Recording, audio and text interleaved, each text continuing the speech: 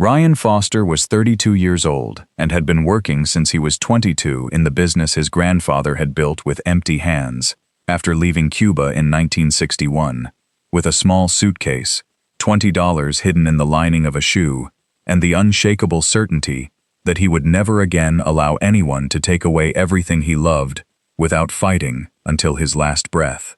Charles Foster had arrived in Miami as a 30-year-old man with nothing more than his experience managing a small family hotel in Havana, and in a little more than 4 decades he had turned that experience into Foster Hospitality Group, a chain of 14 boutique hotels spread across Miami, Key Biscayne, Coral Gables, and Naples, known throughout Florida for combining understated luxury with service that still retained, as Charles always said with pride, the warmth of a Cuban home, not the coldness of an international chain.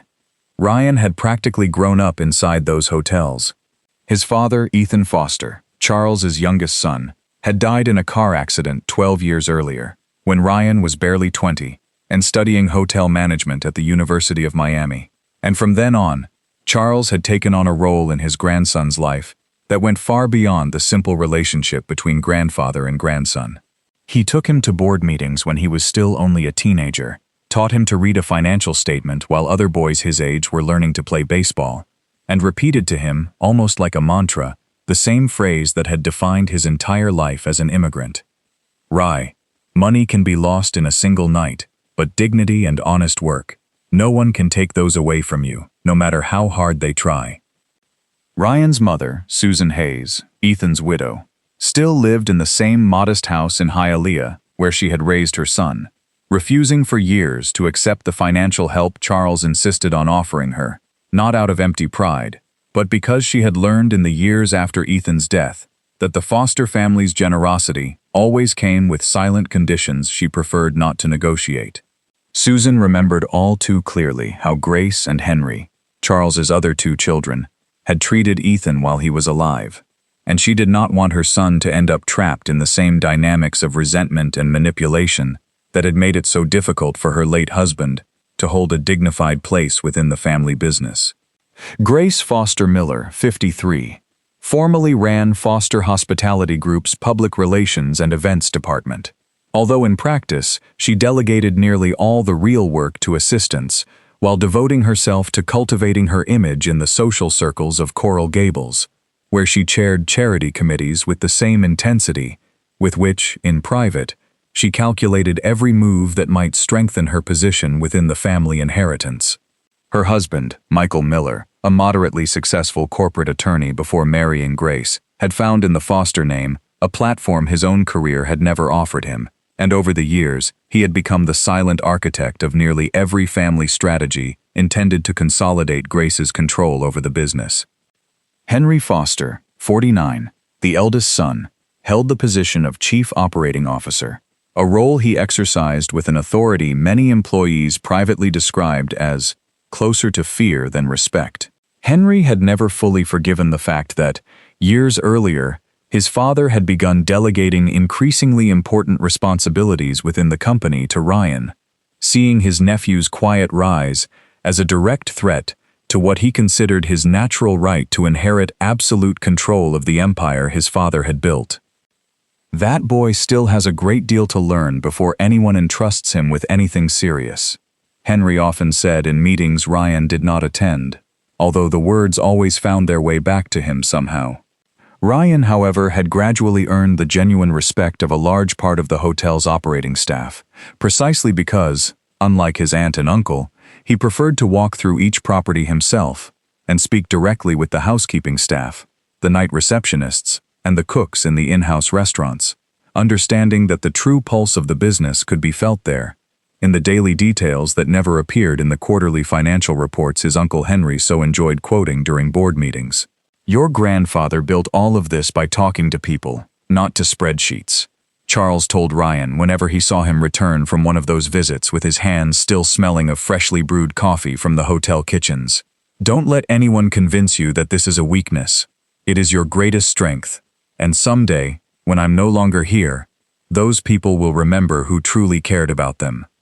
That closeness, cultivated over years of conversations that combined business lessons with memories of a Cuba Ryan knew only through his grandfather's stories, had created in Grace and Henry an animosity toward their nephew that was rarely expressed openly, but seeped out constantly and corrosively in seemingly innocent remarks during family dinners. In board decisions where Ryan's proposals were systematically minimized, and in an almost obsessive scrutiny of every mistake, every delay, and every imperfect decision the young man might make while carrying out his responsibilities as Vice President of Special Operations, the position Charles had given him 3 years earlier, to the surprise and silent displeasure of his 2 older children. Charles's story in Cuba was, for the entire family, a kind of founding myth repeated at every important celebration, although each person told it with different emphases according to his or her own interests. He had arrived in Miami on a Pedro Pan-style flight adapted for young adults, leaving behind his own parents, who died years later without his ever being able to return to say goodbye. And he had spent his first 5 years in the United States washing dishes in a restaurant on Calle Ocho while studying English at night and saving every possible cent. In 1968, with the savings from those 5 years and a loan no one else in his position would have been able to obtain, he bought a run-down 12-room motel in Little Havana, a building city inspectors had threatened to shut down twice for lack of maintenance. "The first thing I did was not paint the walls," he always told Ryan. "The first thing I did was sit down with each of the 6 employees who already worked there, listen to their complaints, and promise them that if they helped me bring that place back, I would never treat them the way the previous owners had treated them. I kept that promise for 40 years, and those 6 employees helped me build something no bank in this city ever believed I could achieve." Ethan, Ryan's father, had been the child most like Charles in temperament, according to those who had worked with both of them. Patient with the staff, meticulous about operational details, and completely uninterested in the internal political intrigues Grace and Henry had cultivated since they were young. That very difference in temperament had created a tension years before Ryan was born that was never completely resolved. In 2008, during the financial crisis that struck Florida's hotel industry hard, Ethan had proposed a conservative restructuring plan that prioritized preserving the jobs of existing staff over maximizing short-term profit margins, a plan that Grace and Henry, then young executives eager to prove their value to their father, publicly described as sentimental and naive. In a board meeting Ethan never forgot. Charles, pressured by the urgency of the crisis and by the combined weight of 2 of his 3 children agreeing on a position, ultimately approved a modified version of Grace and Henry's plan, which included staff cuts Ethan considered unnecessary and morally questionable. Although the company survived the crisis without major financial setbacks, Ethan never fully regained his father's complete confidence in his business judgment, something Susan always maintained had quietly contributed to Ethan's gradual withdrawal from the center of the company's power during the final years of his life, retreating into the management of a single property, the original Little Havana Hotel, while his siblings rose into positions of ever greater control. "Your father was right at heart, Rye," Charles confessed one night, years after Ethan's death, as they looked through old photographs of the original motel. "The short-term numbers improved under your aunt and uncle's plan, but we lost something that cannot be measured on a balance sheet: the loyalty of the people who had worked with us from the beginning. Several of those employees who were fired in 2008 never fully trusted this company again, and rightly so. It was the worst business mistake I allowed to happen in 40 years, and I allowed it because I did not defend your father with the firmness he deserved." Those private conversations, repeated with variations over the years, had given Ryan a much deeper understanding of the family's history than his aunt and uncle ever suspected he possessed. He knew, although he never mentioned it openly, that his grandfather carried a silent guilt over the way he had treated Ryan's father while Ethan was alive, and he suspected, without being able to prove it, that much of the apparent favoritism Charles showed him was not simply a grandfather's affection, but a late attempt to repair through the son what he had failed to protect adequately in the father. The trigger for what would come next began to form, without anyone being able to identify it clearly at the time, during a renovation project Charles assigned to Ryan at the beginning of that year. The complete remodeling of the Bayshore Grand Hotel, the flagship Key Biscayne property, a project worth nearly $9 million that represented Ryan's greatest opportunity to prove his leadership ability before the entire board, including his skeptical aunt and uncle. "This project is yours. Completely yours," Charles told him, handing him the symbolic keys to the property during a brief internal ceremony. "I want you to learn what it feels like to carry full responsibility for something like this, the successes and the mistakes, because someday you are going to have to carry responsibilities much greater than this one." Henry, present at the ceremony with a smile that did not entirely conceal his displeasure, later told Grace in private that their father was making a mistake by giving so much autonomy to such a young and inexperienced executive on a project of that magnitude. "Sooner or later, he is going to make a major mistake, Grace. We only need patience and enough attention to make sure Dad sees it clearly when it happens." The mistake, when it finally came, was real, although its magnitude would ultimately be exaggerated far beyond its original proportions. Ryan, trusting the recommendations of a design consultant who had previously worked on 2 successful projects for the chain, hired a construction company new to the Miami market, Sterling Construction Group, which that same consultant presented as a less expensive alternative to the traditional contractors Foster Hospitality Group had used for years. What Ryan did not learn until months later was that the design consultant had an undisclosed business relationship with Sterling Construction Group and collected a hidden commission for every project he referred to it, a practice Ryan, with his relative inexperience in the darker dynamics of South Florida's construction industry, did not have the tools to detect in time. Sterling Construction Group turned out to be a company with serious cash flow problems, and by the 3rd month of the project, delays began. Materials that did not arrive on time, electrical and plumbing subcontractors abandoning the project because they had not been paid, and finally, an open crisis when it was discovered that the company had been using lower quality materials than those specified in the original contract in a desperate attempt to cut costs and remain financially afloat. Ryan discovered the problem during a surprise inspection he ordered himself, alerted by the property manager's uneasy comments about the quality of the work in the bathrooms of the main suites. He acted quickly, terminating Sterling's contract immediately, commissioning an independent audit of everything built up to that point, and presenting the board, only 2 weeks after detecting the problem, with a complete remediation plan that included hiring a new trusted contractor and a revised schedule which, although it meant a 4-month delay and a $700,000 cost overrun above the original budget, resolved the problem responsibly and transparently. "I made an error in judgment by failing to investigate that company's background more thoroughly before hiring it," Ryan admitted before the full board, without making excuses or attempting to minimize his responsibility. "I accept full responsibility, and this is the concrete plan to correct it." Under normal circumstances, an error of that nature, detected and corrected with such speed and transparency, would have been considered a reasonable learning experience for a young executive handling his first large-scale project. But Grace and Henry, present at that same board meeting, saw in the incident an opportunity they had been waiting for months without knowing exactly what form it would take.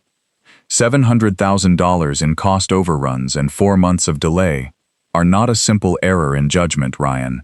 This is a serious failure of oversight that compromises the profitability of the entire project, Henry declared, with indignation that sounded genuine to the other board members, although privately, only 2 days earlier, he had received information about Sterling Construction Group's problems through a contact in the construction insurance industry, information he deliberately chose not to share with Ryan before the problem became public, precisely to ensure that the scandal erupted with the greatest possible visibility before the board. Michael Miller, present at the meeting as outside legal counsel despite being married to Grace and not a direct employee of the company, seized the moment to pose a question that seemed technical but was actually designed to plant a much deeper doubt about Ryan's overall competence. "Mr. Foster, with all due respect, this is not the first time deficiencies have been identified in the supervision of projects under Ryan's direct responsibility. I wonder whether the board should consider a broader review of the executive responsibility structure before an error of this magnitude is repeated on an even larger project. Michael's statement was, at best, a considerable exaggeration.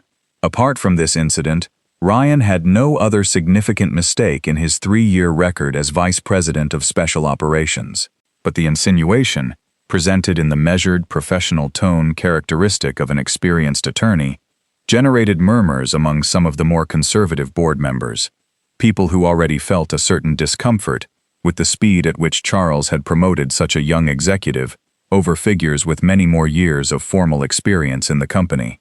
Charles, seated at the head of the table, listened to the entire discussion with an expression none of those present could fully interpret.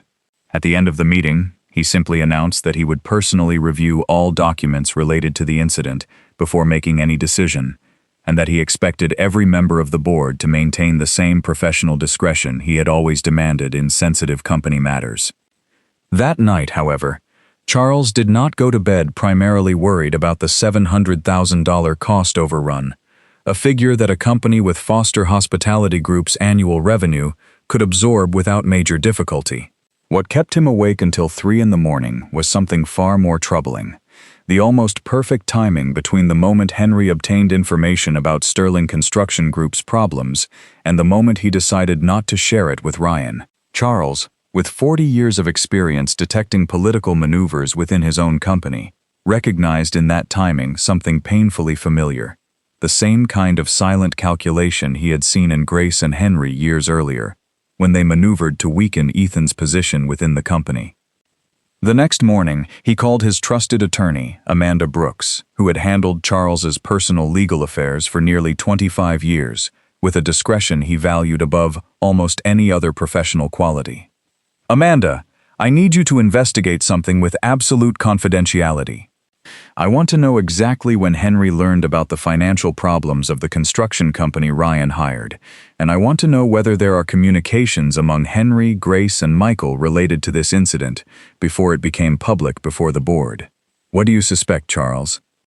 "I suspect that my 2 older children achieved something they have been trying to do for years without my recognizing it clearly until now. Find an apparently legitimate excuse to destroy my grandson's credibility before the board, in the same way that, 15 years ago, they found apparently legitimate excuses to weaken my son Ethan until he convinced himself he did not deserve a central place in this company." Amanda remained silent for a moment, processing the gravity of what Charles was suggesting.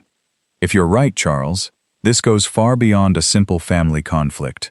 We are talking about the deliberate manipulation of information within a corporate board, something that could have serious legal consequences if malicious intent can be proven."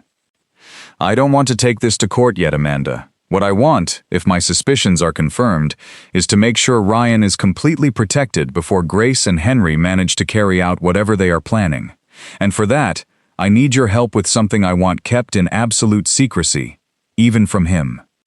Over the next 3 weeks, Amanda Brooks, with the help of an outside corporate investigator hired under strict confidentiality, conducted a meticulous review of communications, contracts, and telephone records related to the Sterling Construction Group incident. What she discovered confirmed, and in some respects exceeded, Charles's initial suspicions. Henry had received detailed information about Sterling Construction Group's financial problems almost 3 weeks before the issue became evident at the construction site, through a former golf partner who worked in the construction insurance industry. Instead of warning Ryan or Charles himself, Henry had withheld that information, waiting for the moment when the problem became public so as to maximize the damage to his nephew's reputation. Even more serious, the communications revealed that Michael Miller, weeks before the incident, had drafted an internal memorandum addressed only to Grace and Henry, outlining an explicit strategy to reposition the company's executive leadership toward a more traditional succession structure. Carefully ambiguous language that, interpreted in the context of the additional communications discovered, left no doubt about its real purpose: to remove Ryan from any position of genuine power within Foster Hospitality Group and consolidate the company's future control exclusively in the hands of Grace and Henry, in anticipation of Charles's eventual death. "It's worse than I thought, Charles," Amanda told him as she presented the full report during a private meeting in her office, far from any foster group property. "This is not merely family resentment. It is a calculated, documented strategy to remove Ryan from the succession by exploiting any mistake, real, exaggerated, or even provoked, that they can find." Charles, his hands trembling slightly over the report, felt a mixture of fury and an old pain he believed he had buried years earlier, when he had failed to intervene firmly enough in Ethan's gradual marginalization within the company. "I will not allow them to do to Ryan what they did to his father, Amanda. But I need to think carefully about how to protect him, because if I simply change my will openly in his favor, Grace and Henry will find a way to challenge it after my death, alleging the undue manipulation of an elderly man. Exactly the kind of accusation any wealthy, ruthless family knows how to manufacture when it suits them. What exactly are you thinking?" "I'm thinking I need to do something that appears to be the exact opposite of what I am truly going to do." During the weeks that followed, in meetings held with absolute discretion, generally in Amanda's office or at Charles's beach house in Islamorada, where no one in the family usually visited without a prior invitation, they designed a plan whose legal complexity required the additional collaboration of a second attorney specializing in international trust structures, a man named Oliver Bennett, recommended by Amanda precisely because of his experience in cases where protecting assets from predictable family disputes was the central priority of the legal design. "We are going to create an irrevocable trust, structured so that its existence and terms remain completely separate from any public will," Oliver explained during the first joint planning meeting. "The public will, the one Grace and Henry will eventually hear read before a notary, may say absolutely anything you decide, including Ryan's total exclusion, if that is your strategy. But the real control of Foster Hospitality Group, through the shares you transfer into this trust now, during your lifetime, irrevocably, will remain beyond the reach of any future challenge to the will, because legally, those shares will no longer form part of your probate estate at the time of your death. And what if they try to challenge the trust itself, alleging that I created it under manipulation or mental incapacity? That is why we will document every step with the same rigor used in any high-profile corporate transaction. Independent medical evaluations, confirming your full mental capacity at the time of signing, a video recording of the entire process, and witnesses completely unrelated to the family. In addition, the irrevocable nature of the trust means that once it is signed, even you could not easily reverse it, which paradoxically strengthens its legal validity against any future challenge, because it demonstrates that this was not a lightly made decision or one subject to last-minute pressure. Charles listened to the entire explanation with the same meticulous attention he had applied for decades to every important company decision, and after 2 additional weeks of consultation, including a complete psychiatric evaluation performed by an outside specialist with no prior relationship to the family, he signed the document that would transfer, irrevocably and effective immediately, although under management terms that preserved his operational control while he lived. 65% of Foster Hospitality Group's shares into a trust, whose sole final beneficiary after Charles's death would be Ryan Foster. "There is something else I want included in this process, Amanda," Charles said as they reviewed the final documents. "I want to record a personal message for Ryan explaining all of this, to be delivered only after my death, together with the disclosure of the trust. I need him to understand, when the time comes, why I am going to do what I am about to do to him." "What exactly are you planning to do, Charles? You still haven't explained the second part of your strategy." Charles remained silent for a moment, his expression blending determination with an anticipated pain Amanda had rarely seen in the 25 years she had worked with him. "I am going to disinherit him publicly, in front of the entire family, using the perfect excuse Grace and Henry have just handed me without realizing it. I am going to make them believe they have won, so they will stop attacking him, and so that no court in the world can later claim Ryan manipulated me into giving him a fortune that, in appearance, I myself chose to deny him in front of dozens of witnesses. Charles, I understand the legal logic of what you are proposing, but have you considered the human cost, Ryan adores you. He has modeled practically his entire professional career on your example. If you disinherit him publicly, without his knowing the truth, you are going to destroy him emotionally. Perhaps for years, perhaps forever if something happens to you before you can reveal the truth. I know, Amanda, and it is the most difficult decision I have made in my entire life. More difficult even than the night I boarded that plane in Havana, without knowing whether I would ever see my parents again. But I have spent weeks considering alternatives, and none offers the same protection. If I simply give him more visible responsibility now, Grace and Henry will intensify their attacks, and next time, they may not make the mistake of leaving documentary trails as clear as they did this time. If I openly change my will in his favor, a challenge after my death will be practically guaranteed, and although Ryan would probably win in court eventually, the process could take years and consume much of the resources and reputation of the company he would inherit. I need them to believe with absolute certainty that they have already won, so they lower their guard and stop looking for ways to destroy him before I die. And what if he never forgives you for this, Charles? What if the wound is too deep to heal, even after he learns the truth? Charles looked through the window of Amanda's office toward Biscayne Bay, his eyes wet with a sadness he had been containing for weeks. Then I will have paid the highest price of my life to make sure he has the opportunity to build something of his own, with or without forgiving me. I would rather have him hate me for whatever time I have left and know that his future is protected, than die with his affection intact and leave him defenseless before the greed of my other two children. I made that mistake once, with Ethan. I will not make it again. The occasion Charles chose to carry out his plan was the dinner celebrating his 85th birthday, scheduled for a Saturday in November, in the main ballroom of the Bayshore Grand Hotel, the same property whose troubled renovation had provided the pretext for the entire maneuver. The choice of location was not accidental. Charles wanted Ryan's humiliation to occur precisely at the scene of the supposed failure that would justify it in the eyes of the family and the senior employees invited to the celebration.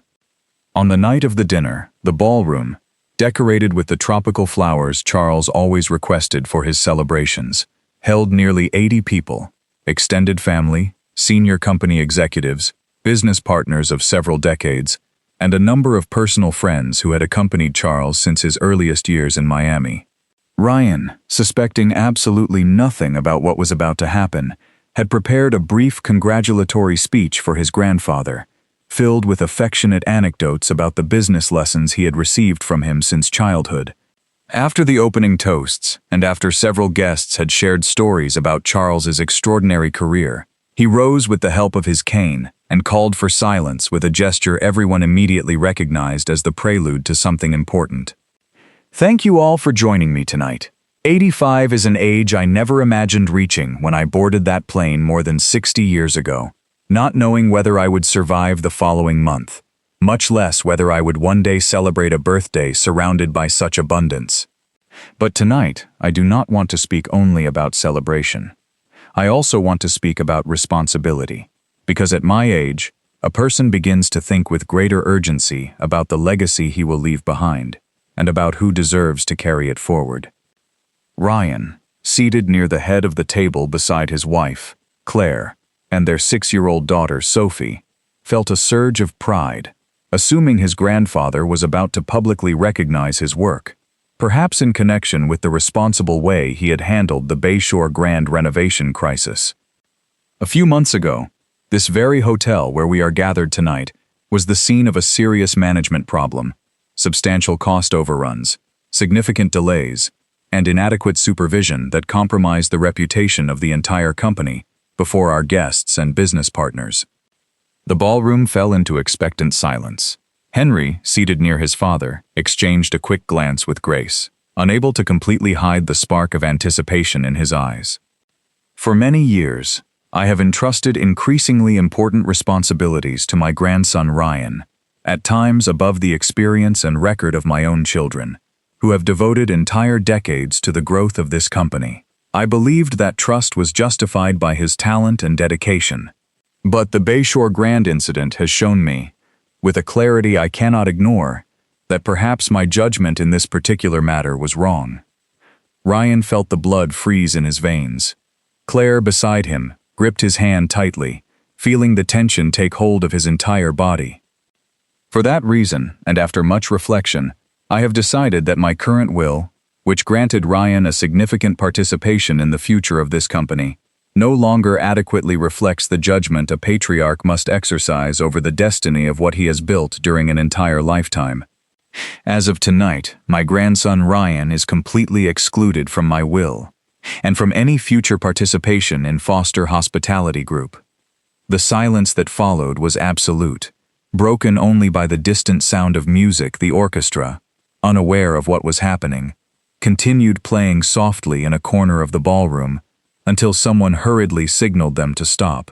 Ryan remained paralyzed in his chair, feeling the entire world shrink to the words his grandfather, the man who had literally taught him everything he knew about honor and work, had just spoken in front of 80 people, including Ryan's own 6-year-old daughter, who stared in confusion at the shocked expressions on the adults' faces around her. "Grandpa," Ryan finally managed to say, his voice breaking. "What are you saying?" Charles, with an effort that cost him every ounce of emotional discipline accumulated over decades of corporate composure, avoided looking directly into his grandson's eyes as he answered. "I am saying, Ryan, that you have shown that you still do not possess the maturity or judgment necessary to carry the weight of what this family has built. I hope that one day you understand that this decision, painful though it is the right one." Ryan rose from the table without another word, took Claire and Sophie by the hands, and walked out of the ballroom with a dignity that, even in that moment of absolute devastation, he refused to abandon before the murmurs and stares of 80 people who would never forget that night. Grace and Henry, finally allowing themselves barely concealed smiles, approached their father to congratulate him on what they interpreted as a long-awaited and deserved decision. "You did the right thing, Dad," Henry said, placing a hand on his father's shoulder. "I know it was difficult, but the company is better protected now." Charles did not answer. He remained staring at the door through which Ryan, Claire, and Sophie had disappeared only seconds earlier, feeling that he had just inflicted on himself and on the person he loved most in the world the deepest wound of his entire life, in the hope that one day, when the truth finally came to light, that wound might heal. The weeks after the birthday dinner completely transformed Ryan's life. He submitted his formal resignation from Foster Hospitality Group only 3 days later, refusing to remain in a company where, as he told Claire with a calm that concealed devastating pain, "I no longer have any legitimate place, professionally or within the family." Henry immediately assumed the operational responsibilities Ryan had managed, and Grace, in a maneuver that surprised even some close allies, proposed to the board a restructuring that consolidated the company's executive control almost exclusively between her and her brother, with Michael Miller taking on a formal role as permanent legal advisor with voting rights on major strategic decisions. Susan, Ryan's mother, felt on learning what had happened that an old wound, the way her late husband Ethan had been treated years earlier, had reopened with an intensity she had not experienced since her husband's funeral. "I knew this could happen, Rye. I warned you for years. This family always finds a way to destroy the people who most resemble your father. I don't understand what I did wrong, Mom. I made a mistake, yes, but I corrected it. I always thought Grandpa understood the difference between an honest mistake and a failure of character." Claire, who worked as a pediatric nurse at Jackson Memorial Hospital and had never depended financially on the Foster name or its privileges, became during those months the emotional anchor that kept Ryan from sinking completely into bitterness and resentment. "We are not going to let this define you, Rye. You have real talent, not merely your grandfather's last name. We are going to build something of our own, something no one can ever take away from you, because it will be yours from the beginning." With the personal savings he had accumulated during his years as an executive, without touching a single cent of the monthly allowance Charles offered him after the dinner in a late and awkward attempt to soften the blow, an offer Ryan categorically rejected, he decided to invest in a project of his own, restoring and operating a small 8-room boutique hotel in Little Havana, not far from the original building where his grandfather had begun his own empire 6 decades earlier. The property, a deteriorated colonial house that had belonged to a Cuban family since the 1950s, required a considerable investment of time and money, but Ryan, working almost without rest for nearly a year, with occasional help from 2 former foster group employees who chose to follow him out of personal loyalty rather than professional convenience, managed to open it under the name Ethan House, a quiet tribute to his father's memory. "Why Ethan House and not Ryan House?" Claire asked him the night before the official opening. "Because I want every person who stays here to know, even without knowing the details, that this place exists in honor of someone who never received the recognition he deserved while he was alive. If I ever succeed with this, I want his name to remain in people's memory, not only mine." Meanwhile, under the consolidated leadership of Grace and Henry, Foster Hospitality Group began to undergo a kind of transformation that deeply concerned Charles, although, faithful to his strategy of appearing removed from daily operational matters, he watched developments without intervening directly. 8 months after the birthday dinner, Grace and Henry, pressured by the need to generate quick liquidity to finance an ambitious expansion into the Caribbean market that both considered essential to establishing their personal legacy against their fathers, began confidential negotiations with Meridian Capital Partners, an international investment fund known in the hotel industry for its aggressive strategy of acquisition, short-term value extraction, and subsequent resale of assets, generally at the cost of the operational and labor deterioration of the properties acquired.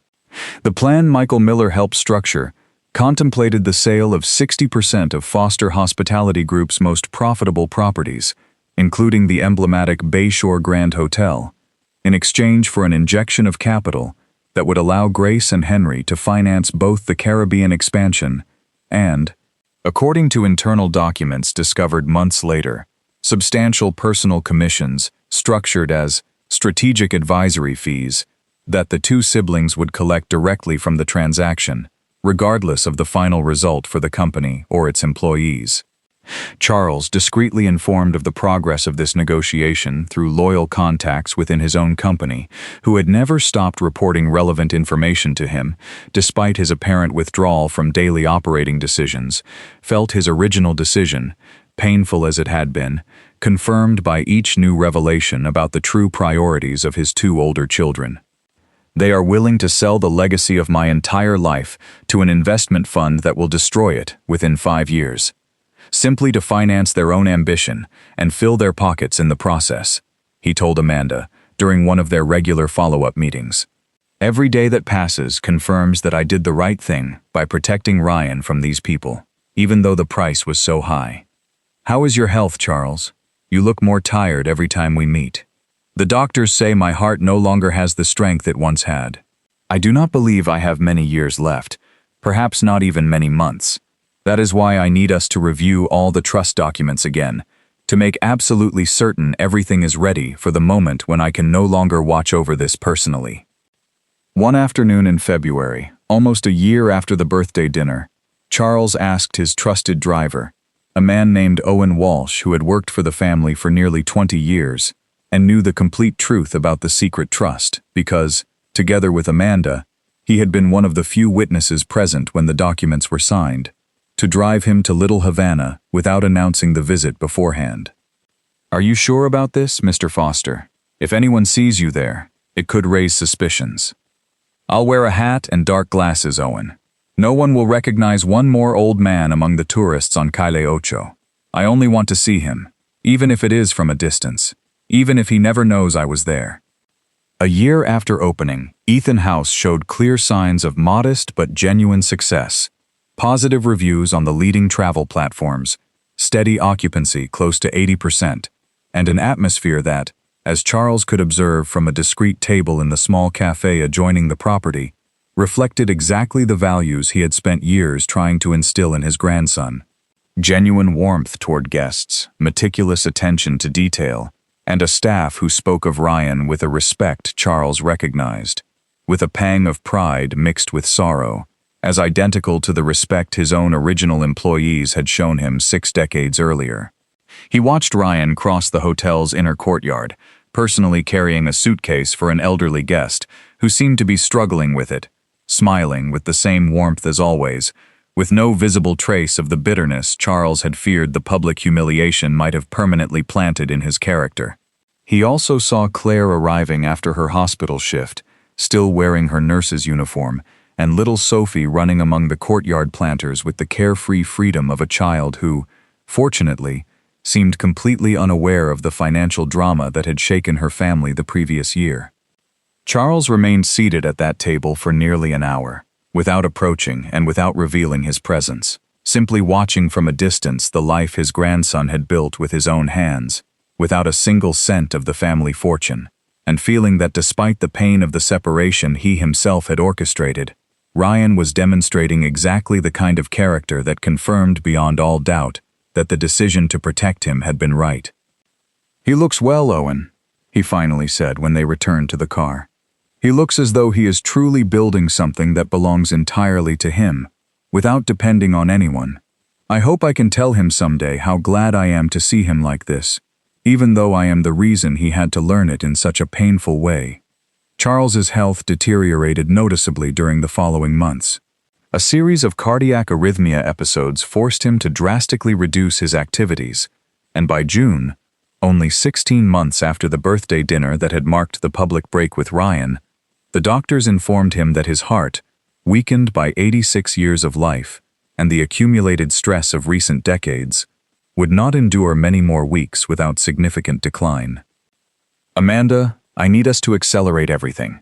I want the message for Ryan completely finished, and I want to review one final time that absolutely every trust document is in perfect legal order before it is too late." The final recording of Charles's personal message to his grandson was made at his beach house in Isla Morada, a place Ryan knew well from childhood, although he had not visited since the rupture. Charles, seated in the same wicker chair where he used to read the newspaper every morning during family vacations, spoke for nearly 15 minutes before the camera, in a voice made more fragile by illness, but whose emotional clarity had not diminished at all. "Ryan, if you are watching this, it means I am no longer in this world, and the time has finally come for you to know the complete truth about what happened that night at the Bayshore Grand. I want you to know, first of all, that I never stopped believing in you, not for a single day since you were born. What I did that night was the most difficult performance of my entire life, and I carried it out with the sole hope of protecting you from something far more dangerous than any construction mistake could ever have cost you."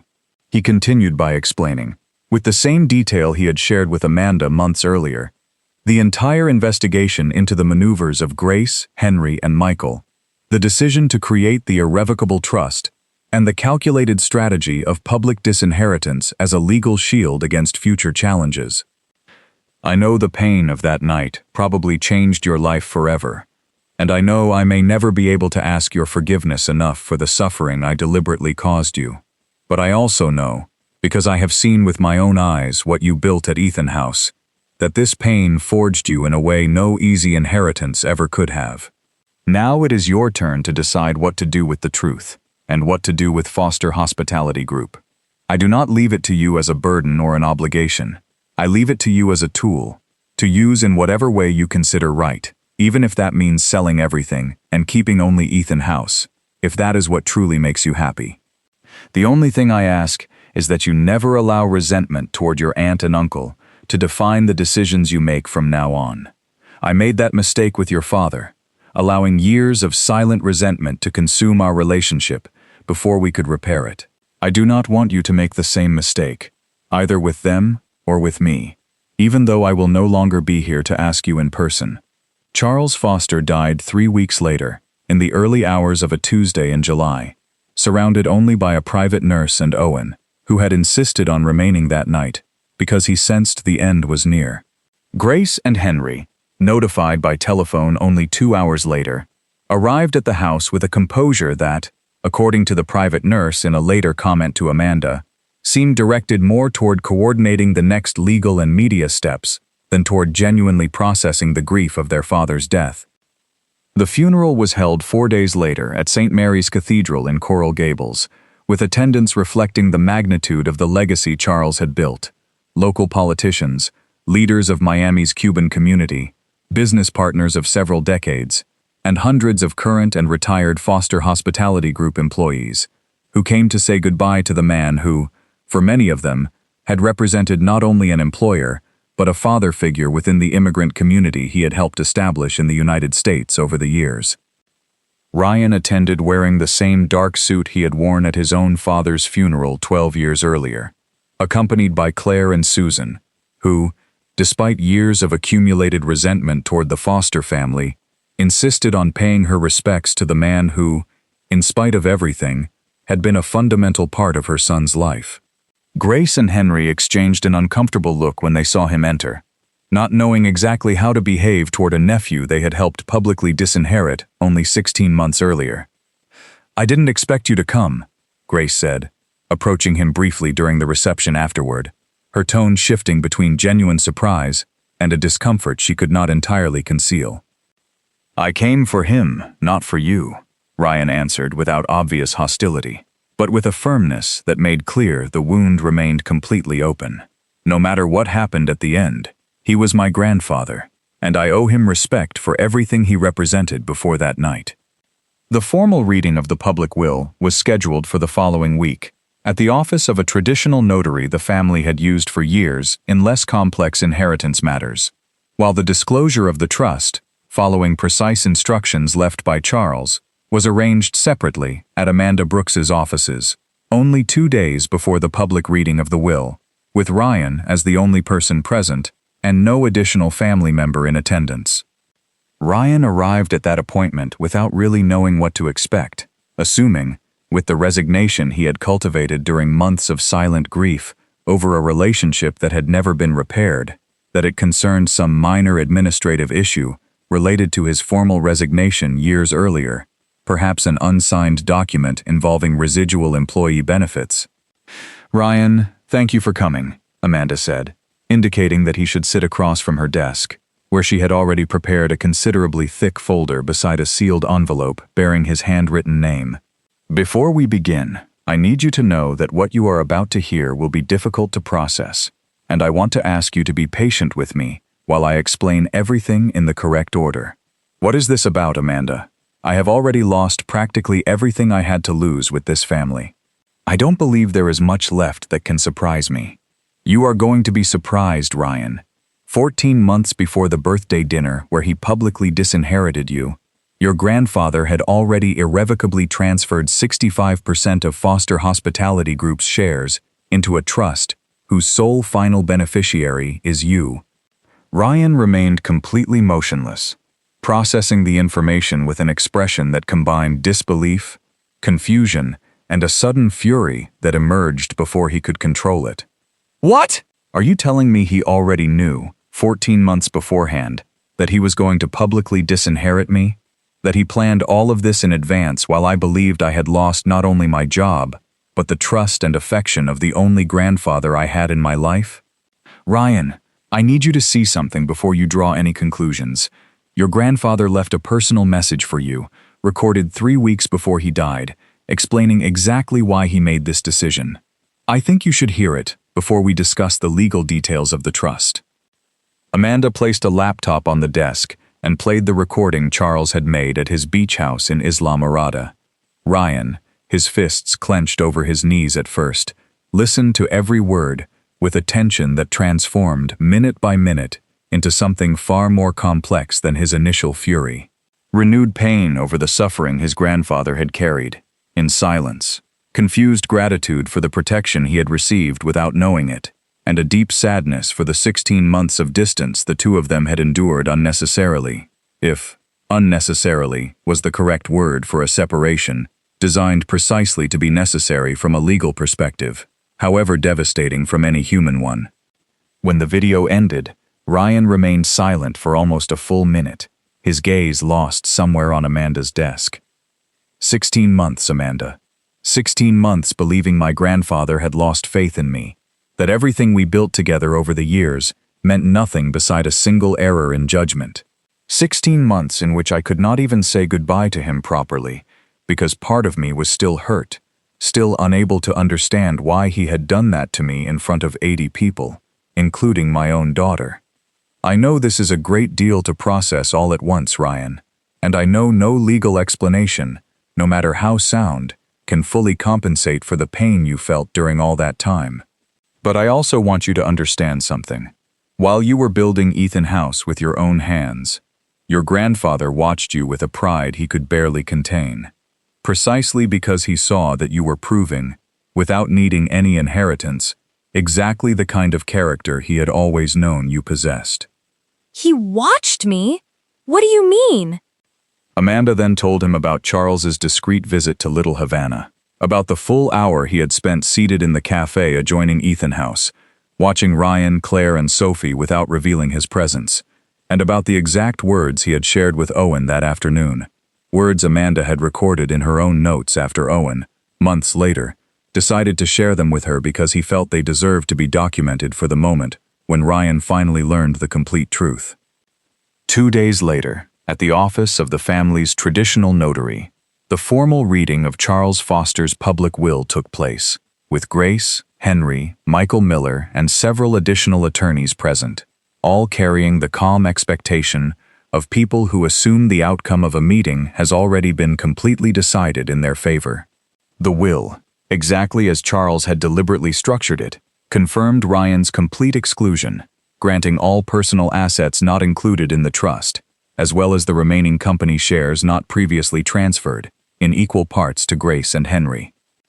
"Everything is exactly as we expected," Henry remarked to his sister while the notary finished reading the final administrative clauses.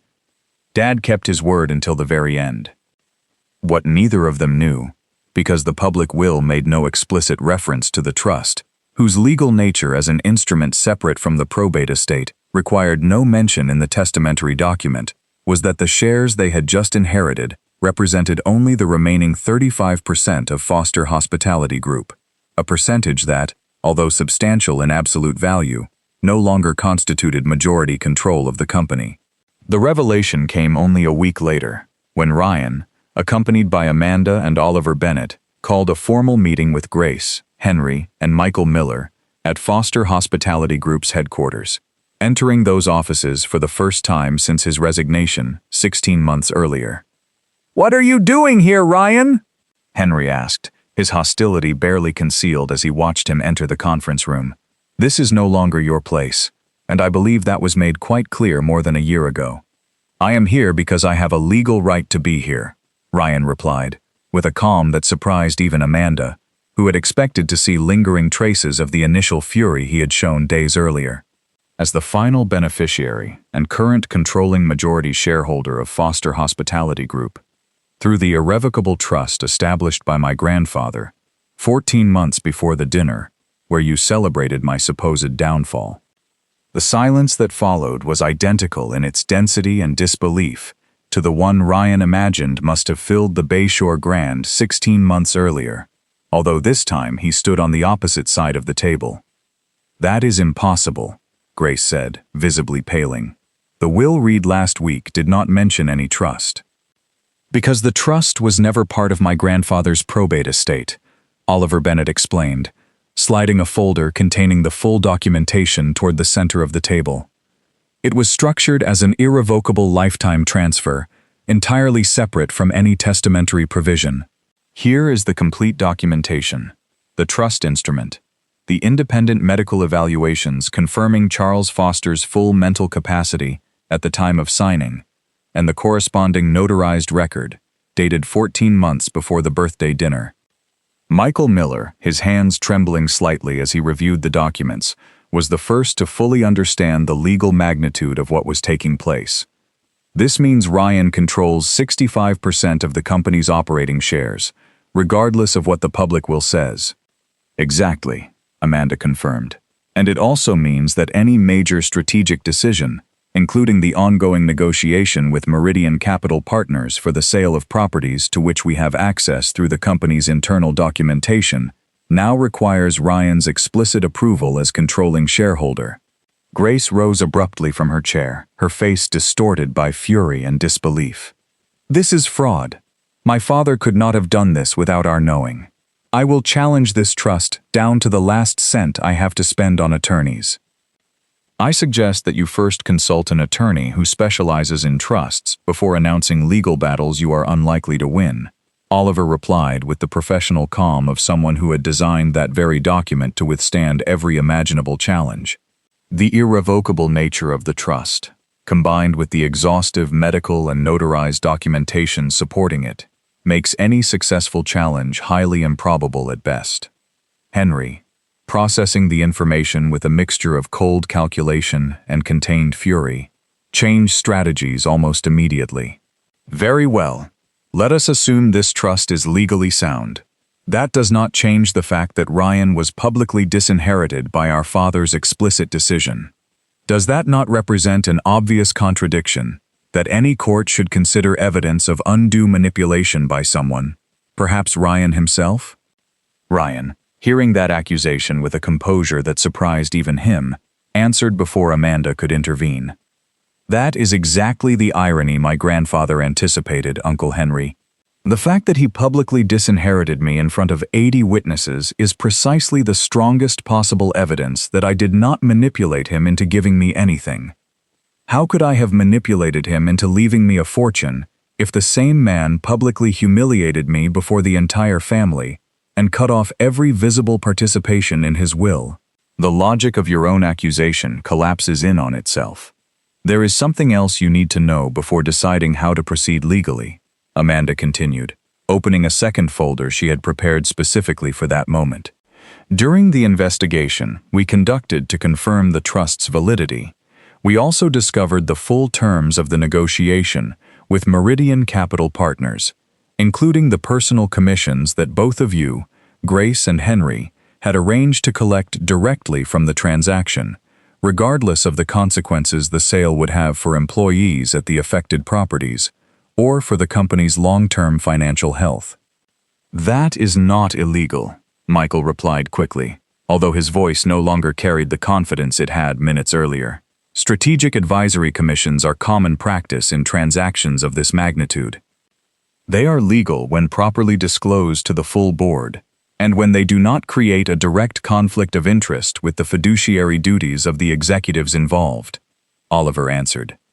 But according to the documentation we possess, these commissions were never formally presented to the entire board, and considering that Ryan now controls the majority of the operating shares, any transaction of this nature will from this point forward require a complete transparency review that has until now been deliberately avoided.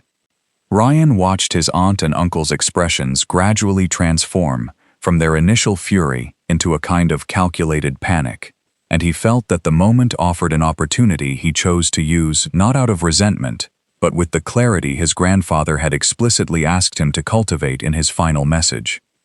I did not come here to destroy you, although I have the legal power to do so, and although after 16 months of pain it would be understandable if I wanted to.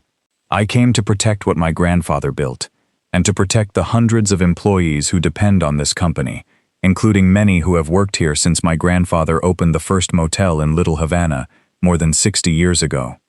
What exactly are you proposing? Grace asked, caution gradually replacing her initial indignation.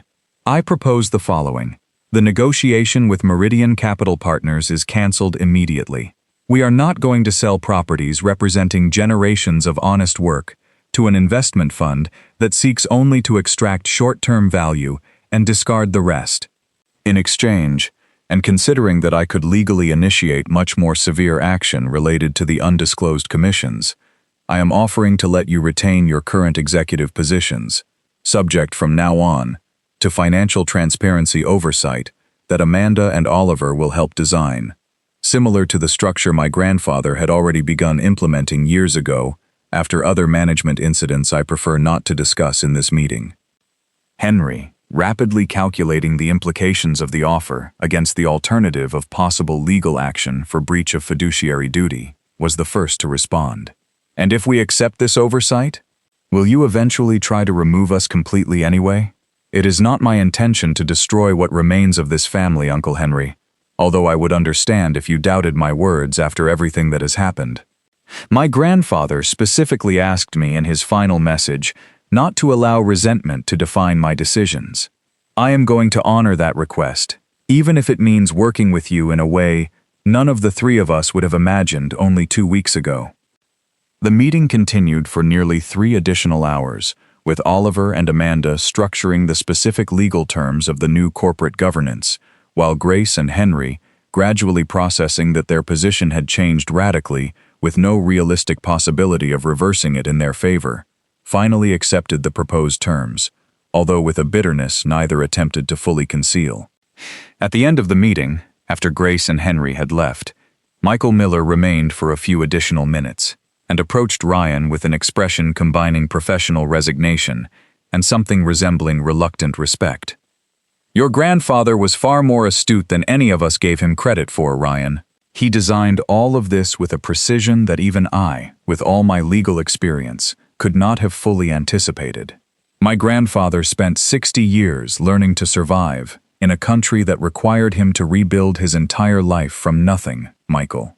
He learned better than anyone that sometimes the most effective protection is neither the most visible nor the most emotionally comfortable." The following months brought a gradual but significant transformation in the structure of Foster Hospitality Group. Ryan, formally assuming the position of executive chairman with the unanimous support of a restructured board that now included Amanda and Oliver as permanent advisors, implemented a financial transparency system that completely eliminated the possibility of hidden commissions or undisclosed negotiations, without needing to formally remove Grace or Henry from their executive positions, although both gradually found that their room to maneuver within the new structure had been considerably reduced.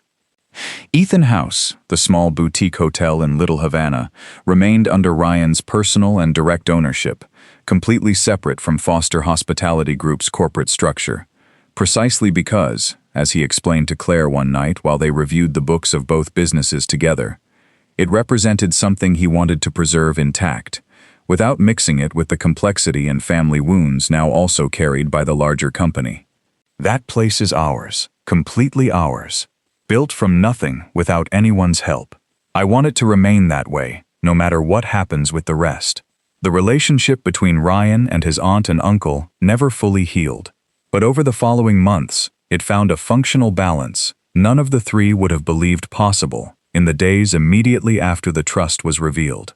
Grace, after several months of barely concealed resentment, gradually began to acknowledge, first privately to Michael, and later, with greater difficulty, to Ryan himself, that the imposed transparency structure had in fact protected the company from decisions she now recognized in retrospect as having been driven more by personal ambition than by genuine strategic vision. "I don't know whether you will ever completely forgive us for what we did, Ryan," she told him during a particularly tense board meeting almost a year after the trust was disclosed. "But I want you to know that, looking back, I understand why Dad did what he did. I'm not sure I would have had the strength to design a plan so painful, either for you or for himself. I am not asking you to apologize constantly, Aunt Grace. I am asking that we work honestly from this point forward. That is the only thing that can truly rebuild something between us, even if it never becomes exactly what it was before."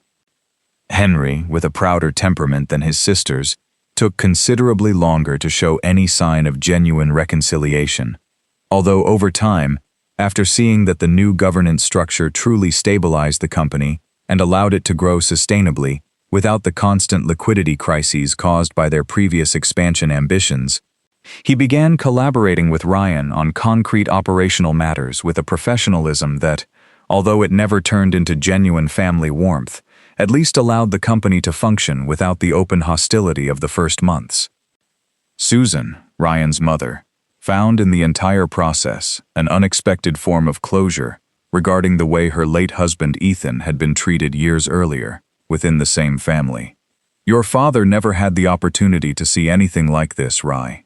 He never had the opportunity for someone to publicly recognize that he was right, that his way of treating people with dignity was not weakness, but the real foundation of everything this company managed to build.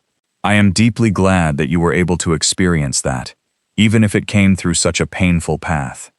Sometimes I think Grandpa, in the end, was trying through me to repair something with Dad that he never managed to repair directly while Dad was alive. I think exactly the same thing, son, and I believe that, in some strange way, your father would be proud of the way you handled all of this, without allowing bitterness to consume you, even when you had every right to feel it. Sophie, now 7 years old, gradually began to understand fragments of the family story as she grew, especially after Ryan, with Claire's help, decided to explain an age-appropriate version of why her great-grandfather had done something that appeared so cruel at the birthday dinner she vaguely remembered, mostly because of the confusion and tension she had felt in the room that night, without fully understanding their causes. "So great-grandpa was not truly angry with you, Dad," Sophie said one night, while Ryan tucked her into bed in her room, decorated with old photographs of the original Little Havana motel that Ryan had chosen to preserve as a permanent reminder of his roots. "He was only pretending to protect you from Aunt Grace and Uncle Henry." "That's right, sweetheart. Sometimes adults have to make very difficult and painful decisions to protect the people they love, even though those decisions are not understood until much later." "That seems very sad to me, Dad. Why didn't he simply tell everyone the truth?" "Because sometimes, sweetheart, telling the complete truth from the beginning does not protect anyone. Sometimes you have to endure the pain of a secret for a while so the protection can truly work. It is not easy to understand, even for adults. But I hope that when you are older, you will be able to see that great-grandpa did all of this because he loved us very much. You, me, and your mother." One of the first operational changes Ryan implemented as executive chairman, in a gesture that connected directly with the lessons he had received from his grandfather throughout his childhood, was the creation of a formal professional development program for frontline employees, specifically designed to identify and promote talent among the operating staff of the chain's 14 hotels, regardless of their formal educational level or their initial position in the hierarchy.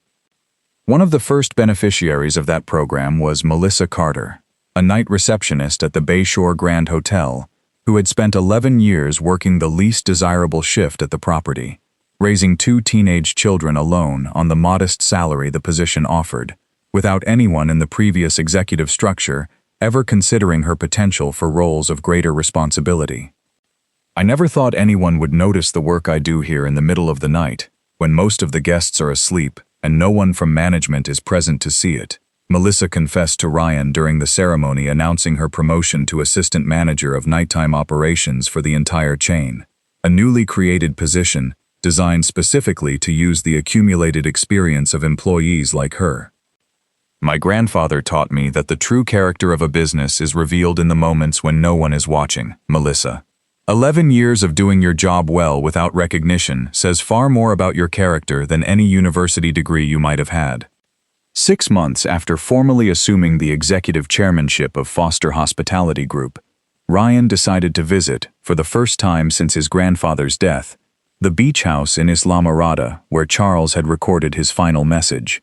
The property, which now belonged directly to Ryan under the terms of the trust, remained practically untouched, with the same wicker chair on the porch where his grandfather had read the newspaper every morning during the family vacations of Ryan's childhood. Carefully stored in the study desk, he found a wooden box Owen had briefly mentioned during the funeral, without providing specific details about its contents. Inside, Ryan discovered dozens of old photographs. His grandfather as a young man, newly arrived in Miami, posing in front of the original Little Havana motel on the day he purchased it in 1968. Photographs of his father, Ethan, as a child, playing in the swimming pool of the first hotel the family managed to build after its initial success, and, to his surprise, several recent photographs he did not remember ever seeing, clearly taken from a distance, showing him, Claire, and Sophie at different moments during the construction and opening of Ethan House. "Owen, do you know where these photographs came from?" he asked by telephone that same afternoon after discovering the images. "Your grandfather asked me several times during that final year to drive him discreetly to Little Havana. He never approached you to speak directly, but sometimes, from the car or a nearby table, he asked a trusted professional photographer to take a few pictures without your noticing. He said he wanted a record of how Ethan House was growing, even though he himself could not be visibly present in your life during that time. Ryan felt his eyes fill with tears as he understood the full extent of the loving, silent watch his grandfather had maintained during the 16 months of public separation. An act of love disguised as distance that Ryan, at the time, had interpreted solely as abandonment and rejection. Why didn't he ever tell me anything, Owen? He could have found me in private and explained the truth without Grace or Henry finding out.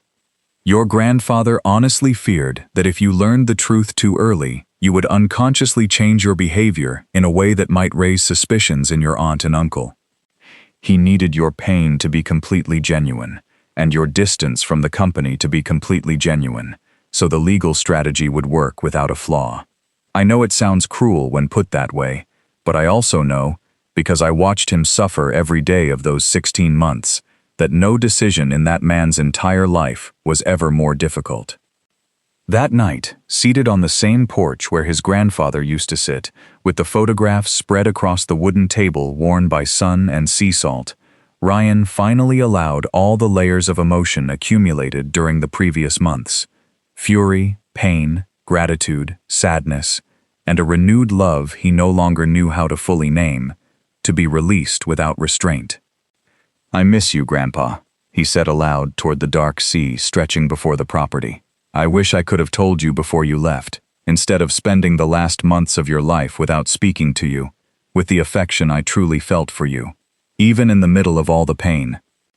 Claire, who had insisted on accompanying him on the trip although she remained inside the house to give him space, finally came out to the porch when she heard the prolonged silence that followed those words, and sat beside him without saying anything, simply offering the quiet presence that had been, throughout the most difficult moments of the previous year and a half, the constant anchor that kept Ryan from losing himself completely in bitterness.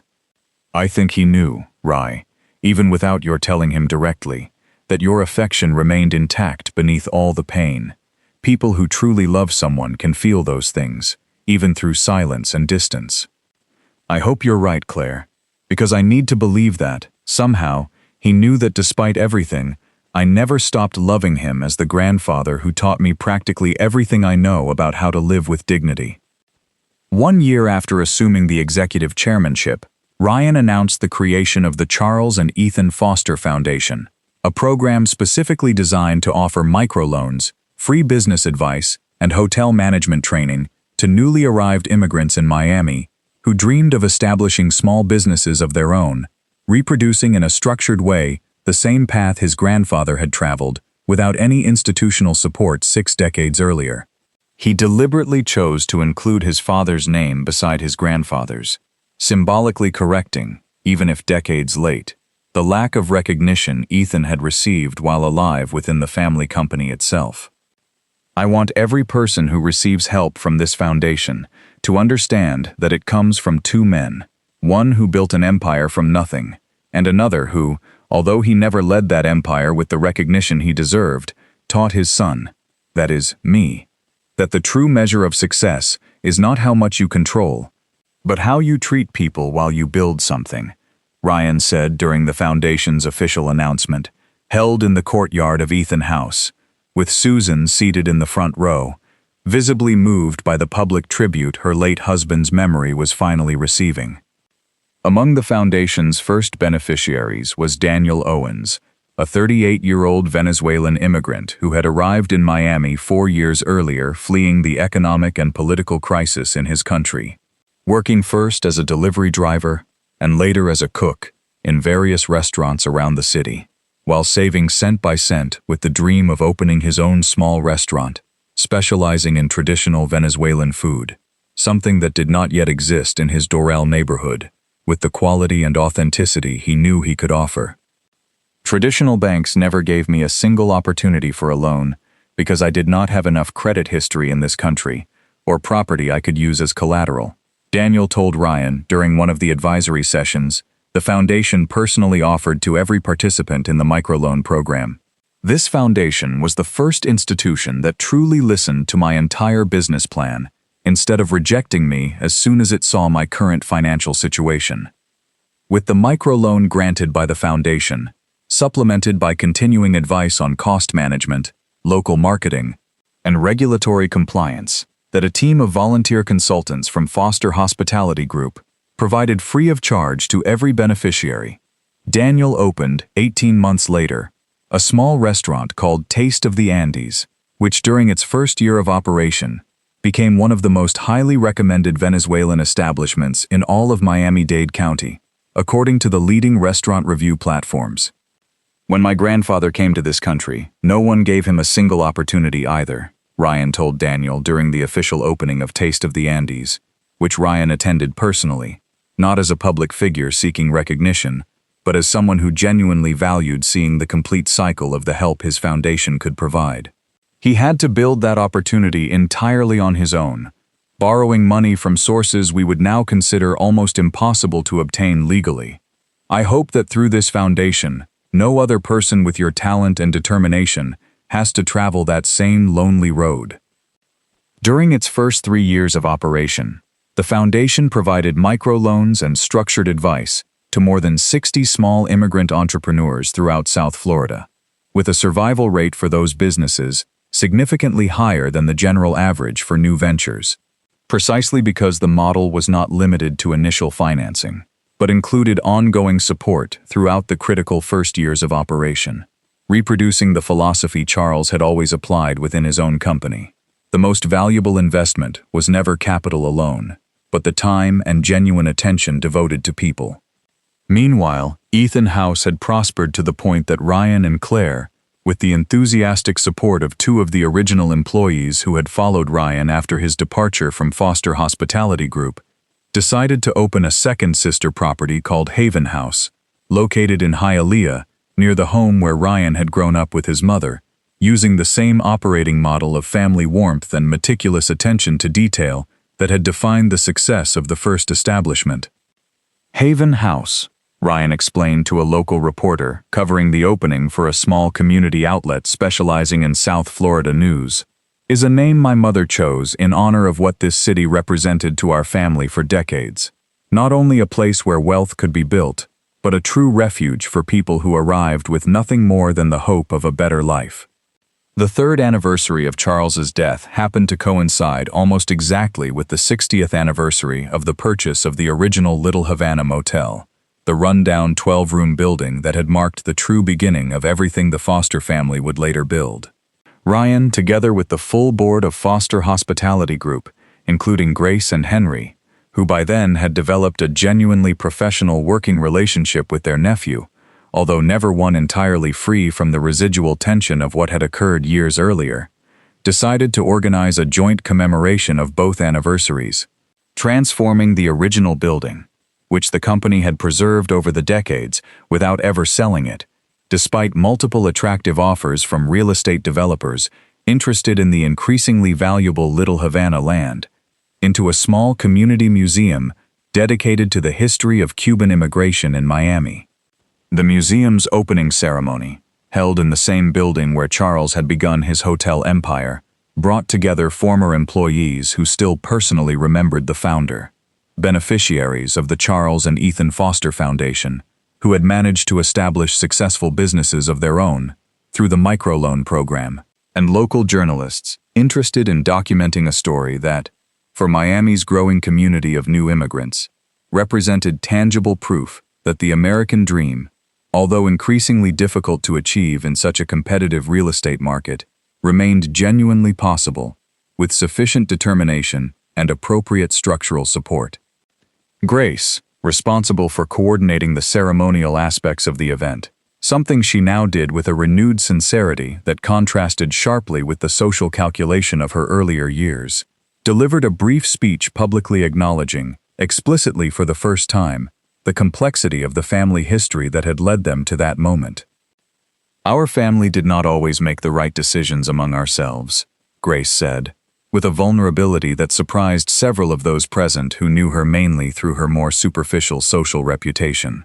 "But my father, even in the most difficult moments, always maintained a clear vision of what truly mattered. People, not numbers alone. This museum exists to honor that vision and to ensure that the next generations of immigrants arriving in this city find the same kind of opportunity he found, even when the entire world seemed to tell him he had no chance of succeeding. Ryan, listening to that speech from his place beside Claire, Sophie, now 9 years old, and Susan, felt that something in the long chain of pain and repair that had defined the previous years of his life had finally reached a point of genuine rest, not a perfect resolution or complete reconciliation with everything that had happened, but something more modest and real, the certainty that despite all the wounds, the family had found a way to collectively honor what was truly worth preserving from Charles's legacy. At the end of the ceremony, a small bronze plaque was unveiled at the museum entrance beside the original motel door Charles had first crossed in 1968, with the keys trembling in his hands. The plaque, designed with Susan and Claire's help, contained no grandiose language about business success or corporate legacy. It simply read, "Here began a man who arrived with nothing, carrying only the certainty that honest work and dignified treatment of others build something more lasting than any fortune. May no one who enters this door ever forget that lesson, no matter how long it takes to understand it fully."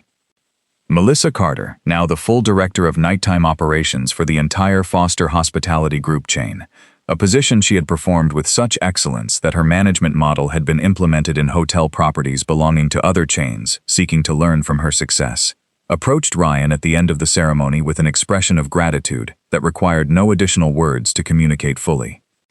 11 years on a night shift without anyone noticing my work, and now I'm here at the opening of a museum honoring exactly the values I always believed mattered in this business, even though for a long time no one else seemed to share that belief. Grandpa used to say that the real test of a company is not how it treats those who already have power, but how it treats those who work during the hours no one sees, Ryan replied. For 11 quiet years, you demonstrated exactly the kind of character he always tried to recognize, even if the system sometimes took far too long to notice it. 10 years after the birthday dinner that had marked the most painful moment of his adult life, Ryan found himself on a quiet November afternoon, seated on the same porch of the Isla Mirada house, where his grandfather had recorded his final message, watching Sophie, now a 16-year-old young woman, whose analytical intelligence was strikingly combined with the same natural warmth toward people that had defined both her great-grandfather and her father, review on her laptop the quarterly financial reports of Ethan House and Haven House, which she herself had begun helping to analyze during school vacations, with a genuine interest in someday continuing the family business, although Ryan, faithful to the lessons he himself had received, never pressured her in any particular direction regarding her professional future. "Dad, did you ever completely forgive Aunt Grace and Uncle Henry for what they did?" Sophie asked, looking up from the screen with the direct curiosity characteristic of her age. Ryan considered the question for a moment, with the same reflective pause his own employees had learned to recognize as a sign that he was about to share something genuinely considered, rather than an automatic response.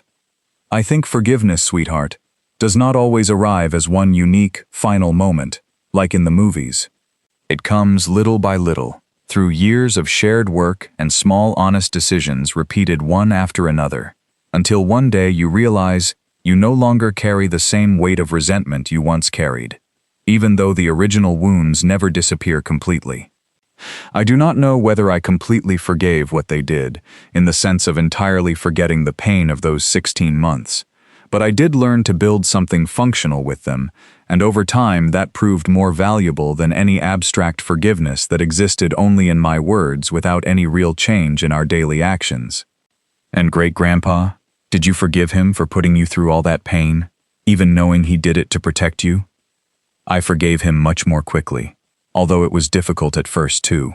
I think I understood, almost from the moment I saw those photographs he had kept in secret, that his love for me had never stopped being real, not even during the cruelest moment of this entire story. Sometimes the deepest love disguises itself in the most painful forms, when the person who loves you is trying to protect you from something you still cannot see clearly yourself."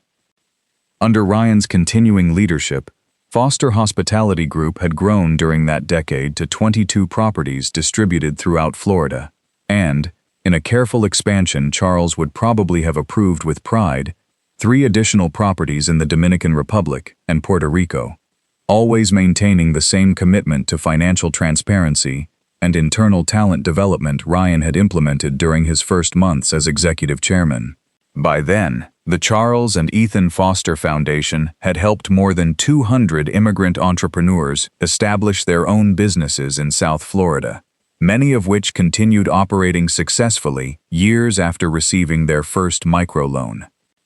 Grace, now retired from direct executive duties although retaining an honorary role on the board, had over time developed a relationship with Sophie that none of the adults involved in the original drama could have predicted.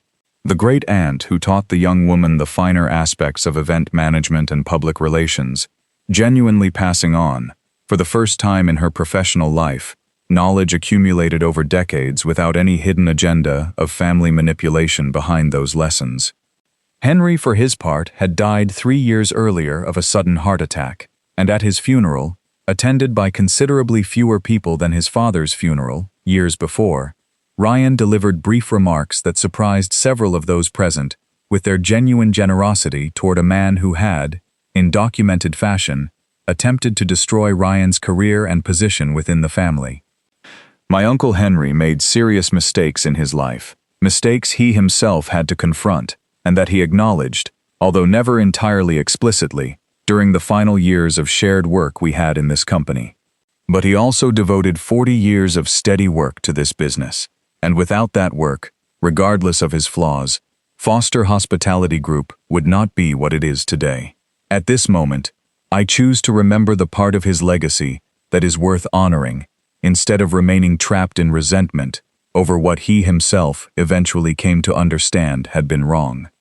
That afternoon in Islamorada, as the sun began to descend over the sea, and Sophie returned her attention to the financial reports that fascinated her with an intensity that sometimes reminded Ryan both of her father and of his own grandfather, Ryan allowed himself, as he did with increasing frequency during those days of quiet reflection, to consider the deepest lesson the entire story had taught him, a lesson he tried patiently to pass on both to his daughter and to every new employee who joined Foster Hospitality Group's growing work family.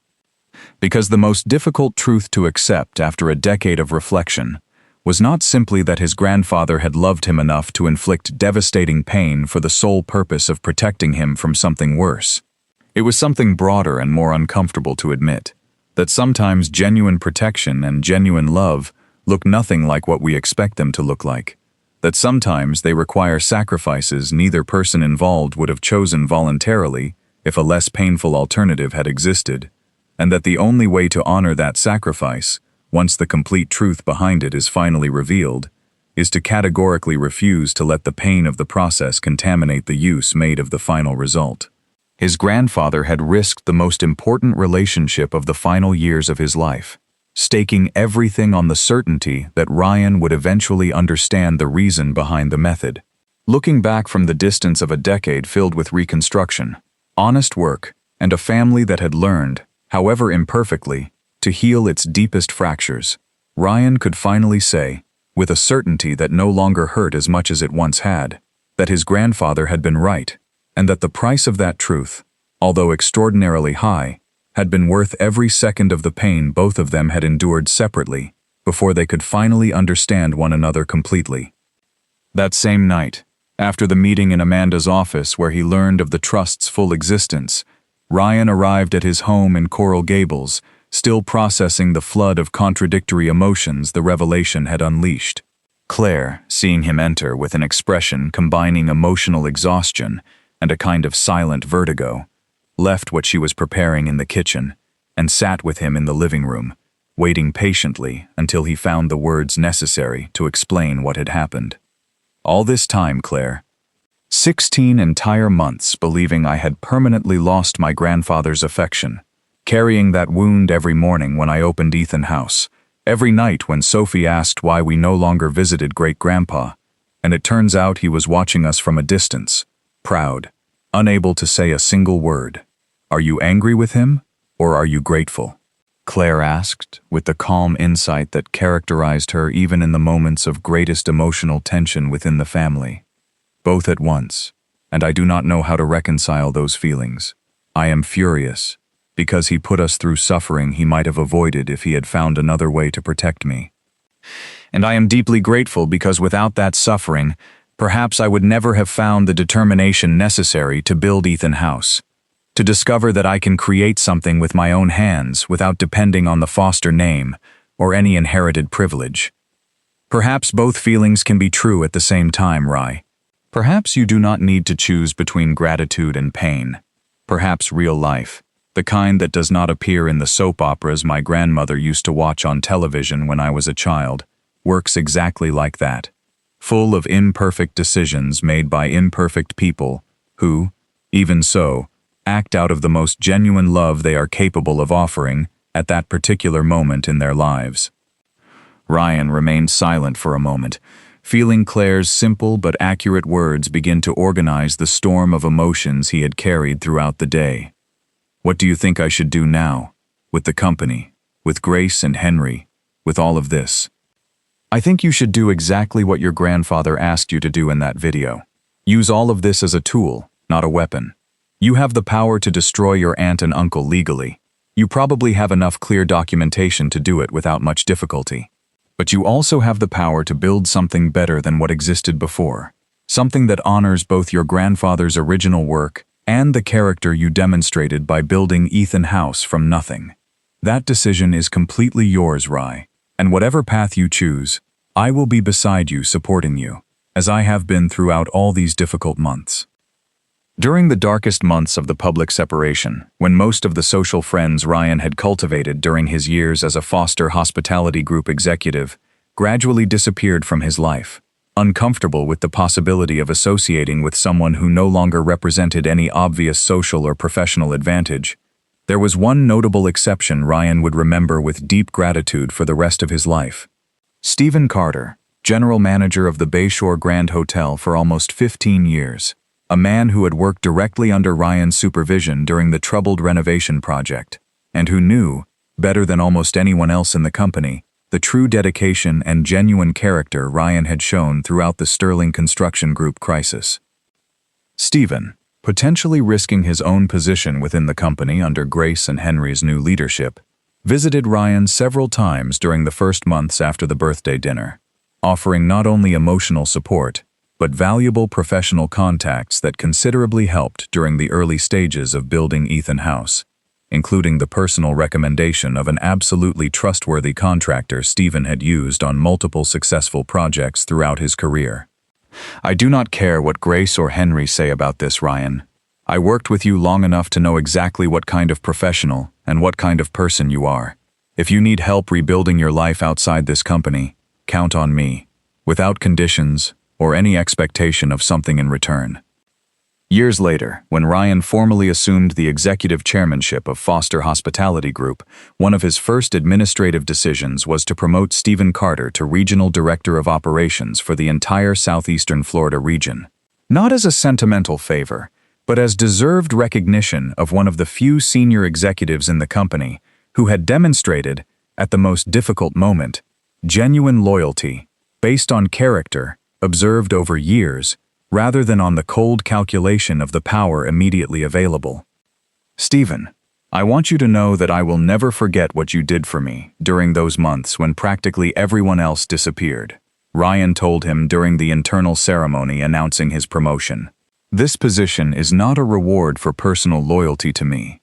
It is recognition of the exact kind of leadership I want to define the entire future of this company. People who do the right thing, even when doing so involves a genuine risk to their own position. The formal cancellation of the Meridian Capital Partners negotiation required an additional meeting, only 2 weeks after Ryan assumed effective control of the company's majority shares, with Jonathan Kessler, the investment fund's director of acquisitions, who had traveled from New York specifically to try to save a transaction that, according to his own internal calculations, would represent one of Meridian Capital Partners' most profitable acquisitions of the entire fiscal year. Mr. Foster, I understand that there is some internal restructuring within your company. But the terms we negotiated with Mrs. Miller and Mr. Foster represent an exceptional opportunity, both for Foster Hospitality Group and for our investors, Kessler said, with the polished confidence characteristic of someone accustomed to closing large-scale transactions without major obstacles. I am certain we can find a way to adjust the terms to address your specific concerns, without needing to completely cancel a negotiation that has been under development for almost 8 months.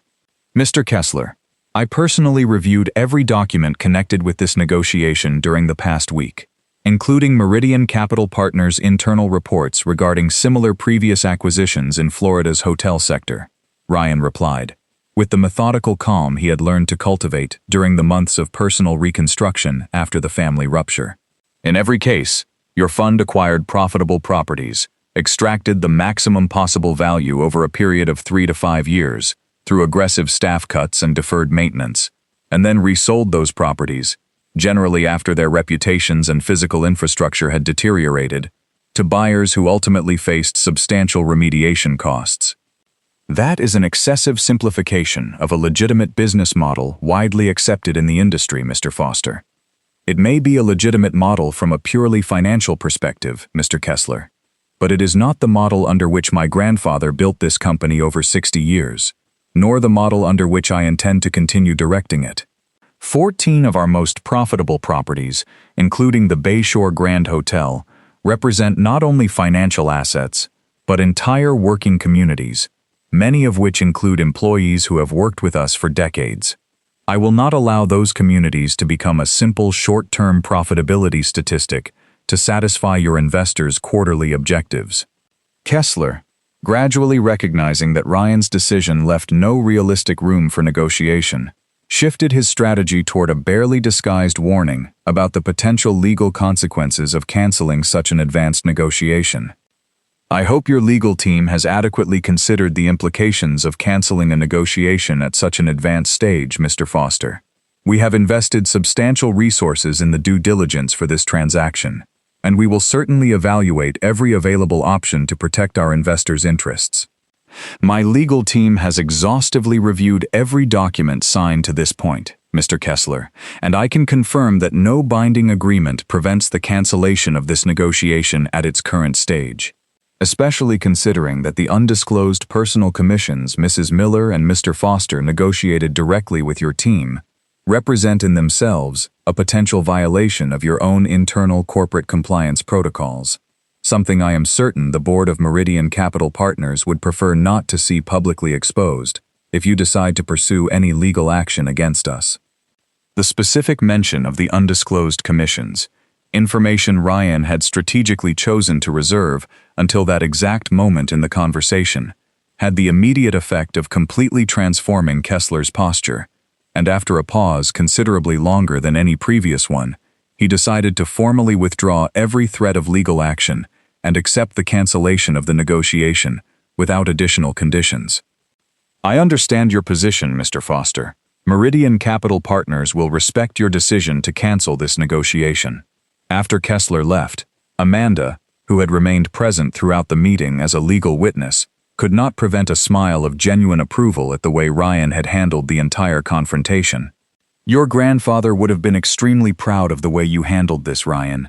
Absolute firmness on the principles that truly matter, without any need to resort to empty threats or unnecessary theatrics. I learned from 2 different teachers, Amanda. My grandfather taught me firmness of principle. But the last 16 months, building Ethan House from nothing without any inherited privilege to protect me from the consequences of my own decisions, taught me something equally important.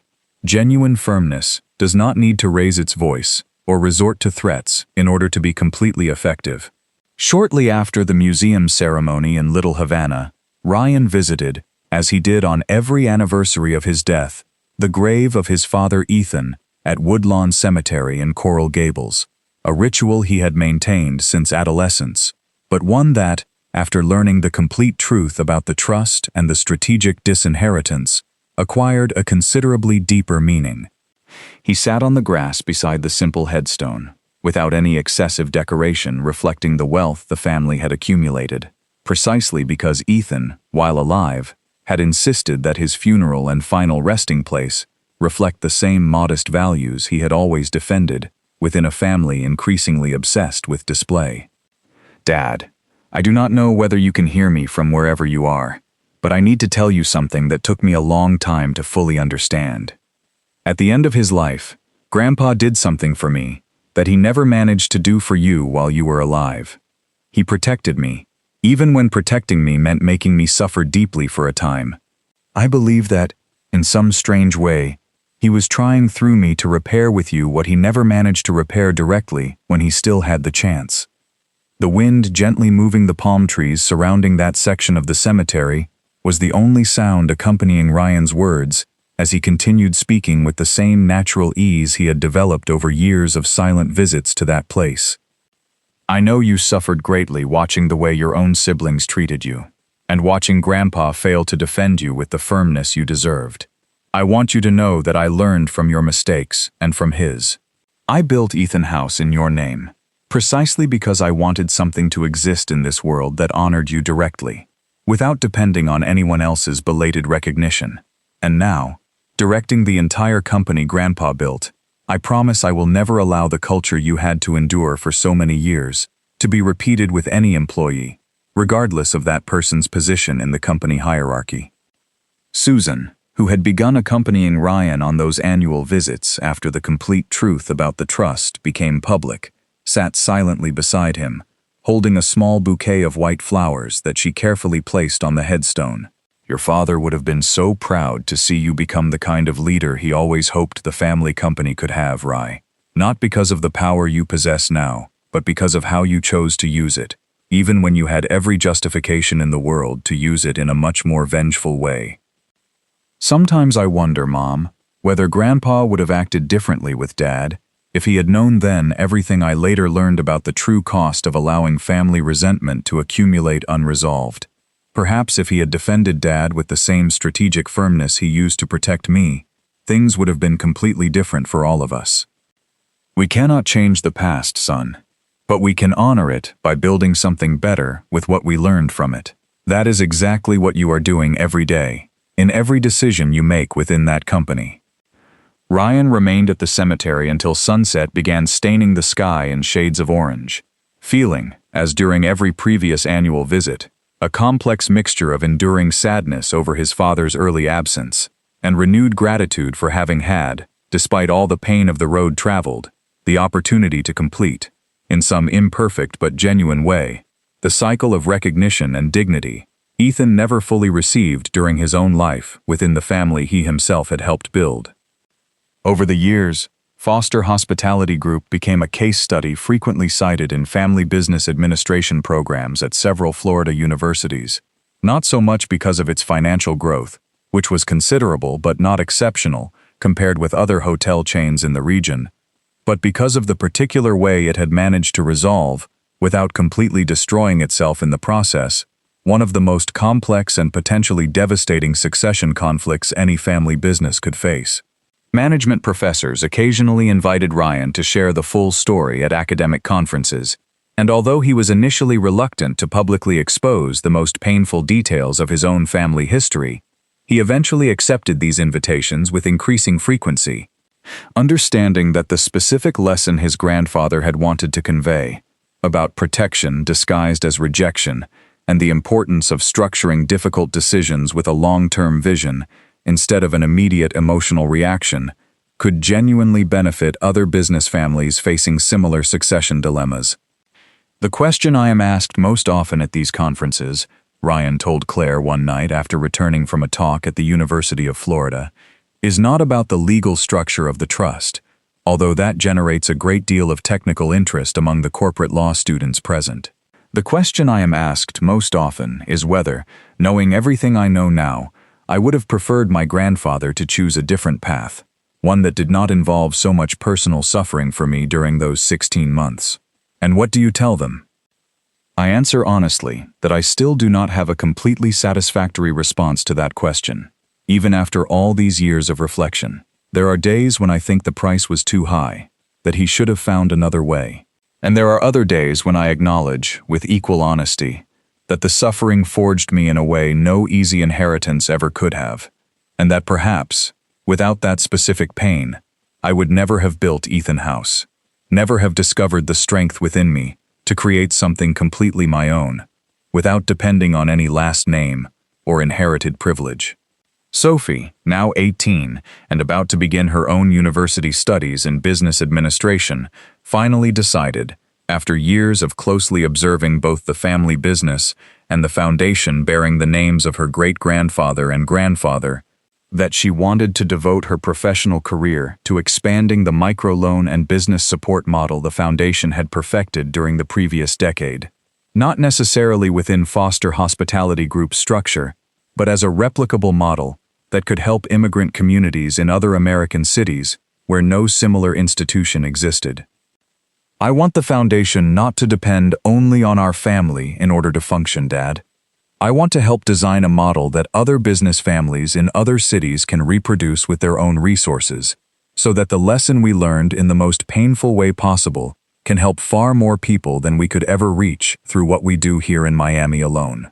Hearing that genuine ambition in his daughter, Ryan felt that the full circle of the family story, from his grandfather's solitary arrival in an unknown country, with only $20 hidden in the lining of a shoe, to his own daughter's expansive vision of multiplying that same opportunity for entire communities she did not yet know, finally acquired a complete meaning that went far beyond the fortune accumulated or the corporate control of one specific hotel chain.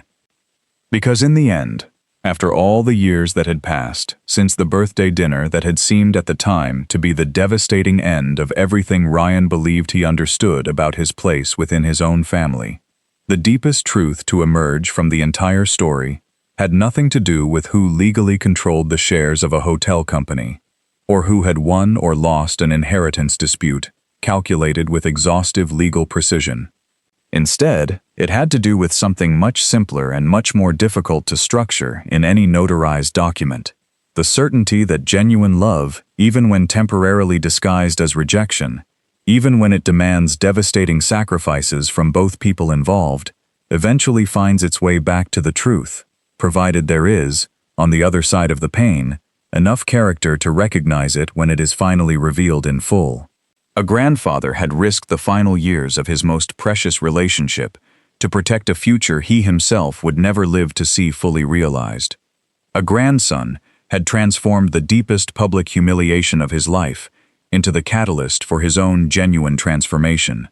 And between them, through generations marked by exile, rebuilding, and the relentless pursuit of dignity in a country that constantly demanded proof of it, there finally remained a legacy that no longer depended on any public or secret will to sustain itself into the future. Ryan, closing the laptop after once again finishing his review of the quarterly reports he now willingly shared with Sophie as part of her informal education in the family business, looked toward the dark sea stretching before the Islamorada house, the same sea his grandfather had watched during the final months of his life, while silently carrying the weight of a decision no family business management manual could ever have fully anticipated. He thought, as he did with steadily less bitterness and greater serene clarity, that perhaps the true inheritance Charles had left him was neither the trust, nor the shares, nor even the hotel empire built over 6 decades of relentless work, but something far more difficult to quantify in any legal document: the quiet certainty that even in moments when love seems to have completely disappeared, sometimes it is merely waiting, patiently and silently, for the right moment to reveal itself in all its true magnitude. Ethan House continued opening its doors every morning in Little Havana, with the same meticulous attention to detail Ryan had learned to value as a child, and whenever a new guest crossed that entrance without knowing the full story hidden behind the name chosen for the small hotel, Ryan felt that, in some quiet and constant way, his father's memory continued receiving, day after day, the kind of genuine recognition that life, with all its complexity and imperfect decisions, had taken far too many decades to offer him, while he was still able to enjoy it directly.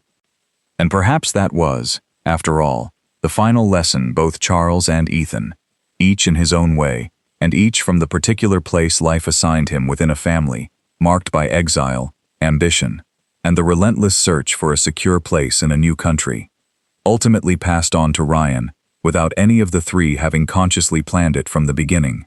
That true dignity is measured neither by the size of the fortune one manages to accumulate, nor by the power one exercises over others, but by the way one chooses to treat people when no one else is watching, by the patience with which one learns to carry the deepest wounds, without allowing those wounds to permanently define who one becomes, and by the willingness, always difficult to sustain in moments of greatest pain, to continue believing that truth, sooner or later, finds its way into the light, even when that path takes entire years of silence, sacrifice, and an almost impossible faith that on the other side of the deepest darkness, there still remains the genuine possibility of complete reconciliation. In Little Havana, the bronze plaque beside the original motel door continued receiving, each year, more visitors curious to learn the complete story of a family that had gradually learned to transform its deepest pain into something capable of sustaining hundreds of other families along their own path toward dignity and stability. And each time Ryan walked past that plaque before entering to review the accounts of the small community museum, he felt that he carried permanently within him the most valuable lesson he had ever received from any business administration book. That building something capable of lasting for entire generations almost always requires a willingness to endure seasons of pain no one would voluntarily choose, with the quiet faith that at the end of the road, truth and genuine love always find a way to reconcile when given enough time between them.